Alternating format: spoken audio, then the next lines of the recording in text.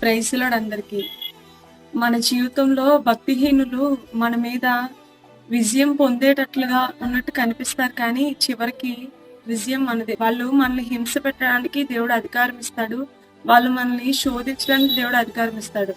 కానీ చివరికి విజయం మనదే. మొర్దెకై జీవితంలో చూసుకుంటే, మొర్దెకై జీవితంలో కూడా హామాను తన అధికారం అంతా ఉపయోగించి ఉరేయించాలని చూశాడు హామాను మొర్దెకైని. కానీ చివరికి విజయము మొర్దెకైకే దక్కింది. కాబట్టి ఈ మాటలు వింటున్న మీరు మీ జీవితంలో మీ విరోధులు కానీ, మీ శత్రువులు కానీ నాపై విజయం పొందారు అని చెప్పి మీరు బాధపడనవసరం లేదు. ఎందుకంటే దేవుడు ఆనాటి దినములోనే ఇది రుజువు చేశాడు.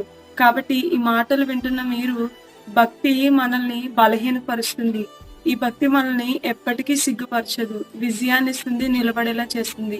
ఈ మాటలు వింటున్న మీరు మొర్దెకై వలె మనం నిలబడితే హామాను వంటి శ్రమలు వచ్చినా దేవుడు మనల్ని ఖచ్చితంగా నిలబెడతాడు. ఈ మాటలు మీ జీవితంలో నెరవేరాలని తప్పక నేను దేవుని ప్రార్థిస్తాను. ఈ మాటలు దేవుడు దీవించి ఆశీర్వదించును గాక. ఆమేన్. Praise the lord.